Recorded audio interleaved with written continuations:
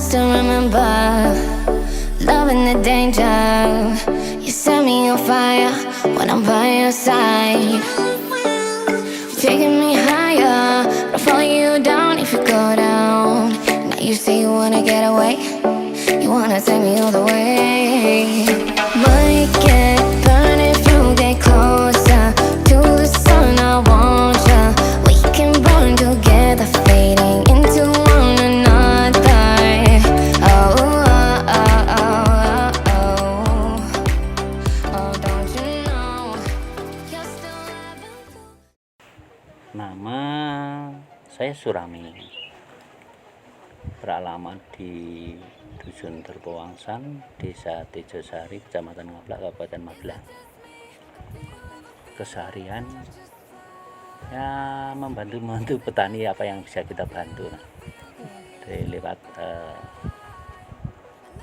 ilmu-ilmu pertanian yang sekarang berkembang. Itu. Kenapa memilih komoditas kubis, Pak? Ya, kubis itu tanaman yang mudah ditanam dan tidak memerlukan perawatan yang secara khusus. Itu. Untuk pembibitan itu Pak, di benihnya dari mana ya Pak? Dan bagaimana cara pembibitan? Ya, kalau pembibitan, kalau benihnya yang saya lihat itu tadi yang kita lihat juga itu rata-rata beli benihnya, rata-rata beli benihnya. Kalau harganya sih sekitar 80 sampai 90.000 per satu pack. Itu 20 gram, kalau ditanam itu sekitar 4.000 tanaman. Dan cara pembenihannya ya cukup, ada tadi yang para-para, ada medianya itu dari tanah, terus ada sedikit pupuk yang sudah jadi, terus nanti dikasih lubang dengan jarak tanam bibit itu yang sama. Nah, sebelum tanaman benih kan biasanya olah lahan dulu kan Pak? Ya. Nah itu kira-kira bagaimana ya Pak pengolahan lahan? Kalau dulu secara manual pakai cangkul itu, secara manual mungkin kedalaman sampai 30-40 cm lah, pembalikan tanahnya itu. Tapi lama kelamaan setelah diuji coba beberapa kali, ada alat mekanisasi, karena sekarang cari tenaga kerja kan susah, makanya pakai mekanisasi, pakai kultivator itu. Terus untuk perawatan itu tersendiri bagaimana Pak? Perawatan ya mungkin yang sering dilakukan oleh petani itu setelah bibit ditanam itu hanya perlakuan pemberian obat fungisida. Fungsinya adalah pencegahan jamur, karena mereka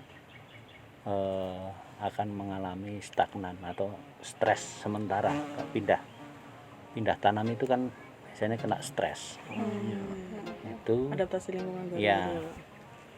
Terus ada cairan pupuk, cair organik yang harus dimasukkan agar setelah stresnya hilang mereka langsung siap untuk percepatan pertumbuhan akarnya. Hanya itu sangat mudah, hanya seminggu sekali dikasih bocoran pupuk organik, karena pupuk dasar masih sudah dimasukkan untuk pemeliharaan. Mungkin kalau hama itu adalah pengamatan dulu sebelum pemberantasan atau pencegahan. Karena pada intinya insektisida itu tidak memberantas, pencegahan. Kubis sendiri, hama dan penyakit yang paling sering menyerang apa? Dulu memang kalau penyakit akar gada itu menjadi semacam penyakit yang massal pada tanaman kubis. Tapi lama kelamaan petani belajar dari pengalaman itu, Nah, mereka ternyata kan salah dalam hal budidaya, maksudnya dalam hal rotasi tanamannya. Jadi rotasi tanamannya itu digunakan untuk memutus mata rantai penyakit, bukan hama. Karena hama itu bisa dipindah mana-mana. Karena Kalau kebutuhan air sama kebutuhan pupuknya gitu gimana ya Pak? pada musim kemarau memang kebutuhan kubis itu memang cukup besar ya, kebutuhan airnya.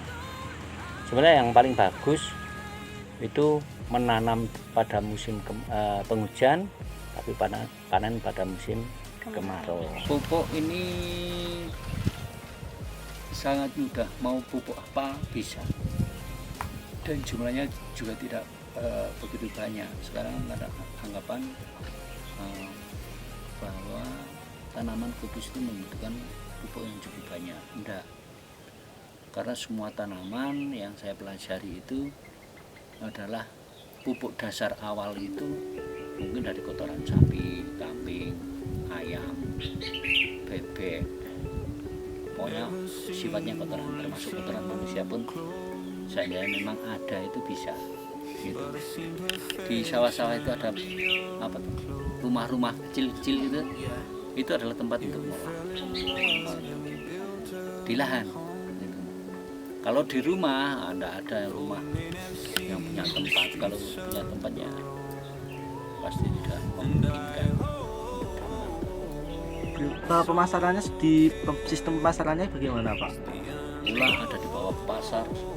Pasar itu setiap hari, kalau kita panen setiap hari pun bisa.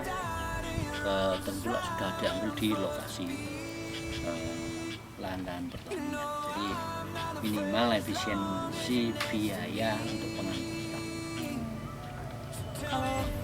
Kalau barangkali Bapak tahu didistribusikan kemana ya Pak hasil panen dari sini biasanya? Kalau sekarang ini ada di Bendungan Simowono itu, nah, ke Semarang, Pati, Kudus, Purwodadi, Solo, Cepoko, Boyolali. Kalau ke arah ini Jogja, Pasar Bilangan, termasuk pasar tradisional kecil-kecil itu, ada di Sleman juga ada pasar itu juga, semuanya dari sini. Kalau harganya Pak? Ya kalau harga kita tetap mengikuti pasar, kecuali satu, kita punya hubungan supermarket itu harganya agak tinggi, tapi memang pilihan. Kalau untuk yang supermarket kan harus ada pengemasannya juga Pak. Ya, Nah itu yang melakukan pengemasan itu dari petani itu sendiri atau ada lembaga sendiri Pak yang menangani di situ? kita berangkatnya kan dari kelompok tani. Nah, kelompok tani masing-masing ini kita didik untuk bagaimana mulai budidaya, sebelum budidaya maupun setelah pasca panen, termasuk cara pengemasannya. Jadi kalau petani sendiri tidak ada, kecuali tengkulak pun tidak ada kemasan, tidak ada yang kemasan. Kalaupun ada yang kemasan itu hanya masuk dalam kantong-kantong plastik. Kalau di wilayah Purwodadi, Pati, Kudus, Juwono itu dalam kantong-kantong plastik dengan isi 5 kilo. Pertanyaan terakhir Pak, kelebihan dan tantangan dalam budidaya kubis. Kalau kelebihannya ya mudah ditanam gitu. Semua orang bisa, siapapun bisa lah, siapapun bisa. Kelebihannya tanaman kubis. Tapi kalau tantangan ya satu mungkin di cuaca. Kalau cuaca tidak mendukung, pasti akan mengalami kerusakan. Sebagai contoh, kita tanam pada musim penghujan, panen pada musim kemarau, tapi karena menunggu harga pada musim kemarau itu pasti banyak yang pecah. Terus yang kedua mungkin yaitu kalau salah tanam tadi, kita kena akar gada itu habis satu lahan.